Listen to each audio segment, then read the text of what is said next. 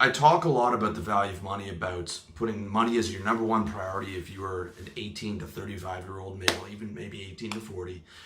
And for many people, that might sound materialistic, and the reality is it is, but it is that important, and it's something it took me a long time to realize. Okay, I'm not saying that money's the only thing. I'm not saying that, spirituality and doing good things are not relevant. They are, but so much of your life is going to come down to money, whether you realize it or not, because this is an economic planet. And so many people have the wrong belief about money, and it's strangling them. They think that money is evil and they choose not to pursue it and suffer the consequences, or they don't respect money and they spend it on frivolous things. Okay, the truth is, this is an economic planet. The planet runs on trade, and that every single person, 6 billion people on this planet, are all dependent on that trade. And money is the measurement or the tool used to be able to enact that trade. Okay, that's what money is. In other words, money is concentrated energy or influence. In even simpler terms, money is the tool to get people to do and create things for you, and you are 100% dependent on it in this planet. Okay, unless you're living in a jungle somewhere, surviving on berries and trying not to get eaten by a tiger. So to get people, what money does is it gets people to make clothes for you, it gets people to cook for you, it gets people to light your room and air condition your room and make more money for you and give you medical care, and everything that you use in your daily life is dependent on money. Everything. Okay, that's the reality. And the more money you have, the more good things you can buy. Okay, but we have to define what good things are. Good things are what give you state, all right? And all human motivation is based on maximizing state, which is good feelings, and minimizing bad feelings. That's what we live for, okay? So I call that the pursuit of happiness. All my material is based around getting you that. And there is not a problem that money doesn't solve or greatly help in terms of increasing your state. From your health, to your relationships, to your lifestyle, to your security, to where you live, to your freedom, to being able to do work that you want, to going to the gym, to buying nice clothes, to buying food, to air conditioning your place, to literally everything, okay? There is not a problem that money doesn't solve or greatly help. And in reverse, there is almost the majority of your problems in life, a lot of them are caused by lack of money. Okay, that's a reality. That's why it's so important that you spend money properly. Okay, the consequences of not spending money properly are state destruction. It is the maximizing of bad feelings. Okay, and if you look at Maslow's hierarchy of needs, we can start from the bottom. All right, the number one consequence of not spending money is death. All right, if you can't buy food and water, you're dead. Okay, even if you're thinking about buying a piece of farmland and living on your own organic food and all that stuff, you have to buy that farmland. You have to buy the tools. You have to be able to trade for the things that you don't have. Okay, if you don't have money, you're dead. All right. Number two, homelessness. Okay, I've got a reader in my car right now. I've got a guy commenting on my YouTube that lives in his car right now. By the way, if you're watching this, dude, keep your head up, keep going, stack whatever you can, and 100% focus on getting out of that situation. Okay, I feel for the homeless. I feel for people that don't have a social safety net or parents to live on. Okay, a lot of guys right now, a lot of young guys would be homeless if they didn't have their parents either helping them with expenses or living at home. Okay, so in those situations, it's not that you're not homeless because of what you're doing. It's just because you have other people's money. Other people spent money wisely so that you are able to survive by living in your mom's basement or whatever. Okay, that's a reality you need to understand. Number three, okay, and we're moving up in that hierarchy, is illness. Okay, so you're a step above homeless, but you're sick and you can't pay for medical care and healthy food. Okay. And I'm saying all this is not from spending wisely, not to harp on people who who are in dire straits. I get that there are, people are dealing with really tough obstacles and circumstances and things of that nature. And I'm not trying to talk down on that. I'm just trying to illustrate a situation for you.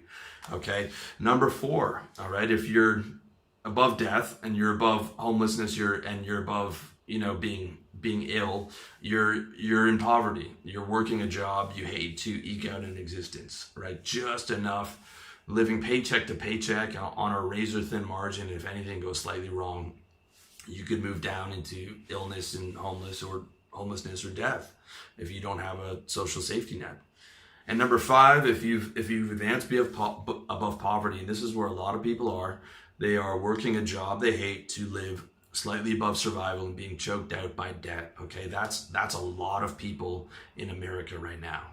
And a lot of those people, even though they're above survival, they're still living paycheck to paycheck because they have an expensive car on debt. They have a house on debt. A lot of people have families that cost a lot of money to provide for, and they are working a job they don't particularly like to be able to just keep up with all that stuff. So they're not quite in poverty, but they're still treading water, and maybe they're 2 or 3 months away from, going broke.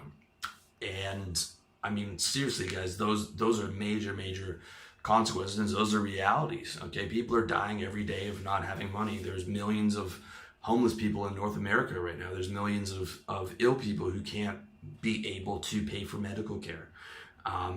There's billions of people in poverty, and there's millions of people living a life of unfulfillment. Okay, this is why I tell you that money is so important. All right, making money, focusing on income, and then being able to spend that wisely. Okay, so to avoid those catastrophic situations, and on the flip side, to be able to maximize your quality of life, you need to learn to spend money wisely. So, in order of importance, there are 4 major areas that you have to focus on. Okay, so number 1 is investing in your survival. This is the first level. Okay, and again, we're starting from the bottom of Maslow's hierarchy of needs and moving up. So number 1, invest in your survival. All right, the first point on that is invest in your security. Okay, also known as your savings account. You should have 3 months expenses at all times, ideally a year's expenses, and the more the better. Okay, I think that guys should focus on getting the savings up to $100,000 before they start making major purchases. To 1, prove that you can do it, and 2, to have that big safety net where you feel real comfortable. All right. Number 2, invest in getting your expenses down. Again, that's an investment, and I want you to look at all these points as investments. Okay. Look at the idea of spending money as an investment. All the money you spend is an investment, okay? Instead of just, I have money to spend on things, I'm investing it, all right? Everything you do is an investment decision. So invest in getting your expenses down, okay? I'm not saying go crazy like some of those, stingy money bloggers, or like, save every penny. Okay, that's not gonna get you rich. You can have your Starbucks or whatever, but I'm saying, get that $300 bar tab down that you do every Friday, or get that money that you're wasting on frivolous things, or don't buy Louis Vuitton like luxury goods, or just dumb stuff. Okay, invest on getting your expenses down as much as you can, especially if you're struggling a bit. Number 3, buy in bulk.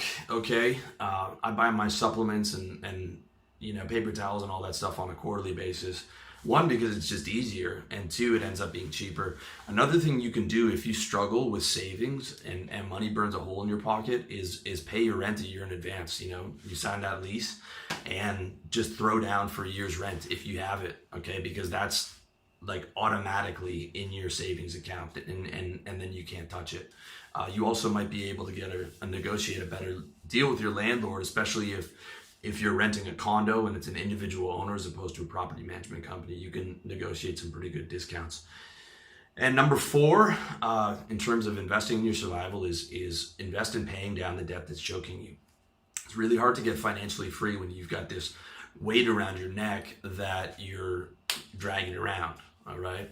Again, a lot of it comes down to increasing your income. That's super important. But when you actually have that income, you want to be able to spend that wisely. So number 2, as we're moving up, invest in your health. That means good food, supplements, and medical care if you need it. Okay, if you are sick now, then that's something you have to focus on. But investing in your health, you'll never regret that. It's super important. And number 2, that's number 2, investing in your health. Number 3 is financial freedom. Okay, invest in a high margin, high ROI money machine, also known as a business. For most guys, I recommend a sales-based service business. Selling real estate, selling insurance, selling copywriting, selling marketing, selling personal training, selling life coaching, whatever your area of expertise is, because you've got incredibly high margins, all right? You've got super low expenses. Very hard to go out of business when you're making 100 outbound touch points a day and you've got a skill that's valuable, all right? So 90% of businesses fail, but the best method for mitigating that failure, I think, at least for business number 1, is a sole proprietorship service-based business, and that'll get you to 6 figures, okay? It's very hard to get financially free with a job. You want to get your financial freedom from a business. I did it with sales and a side business. Okay, if you're working a job, I recommend sales because you can make 6 figures in that, but most people aren't going to make enough in their job. And I mean, you want to be able to invest that into a high margin business that you can not stop at 6 figures. I mean, get up to $200,000, $300,000 a year, right? You really want to get that money game locked.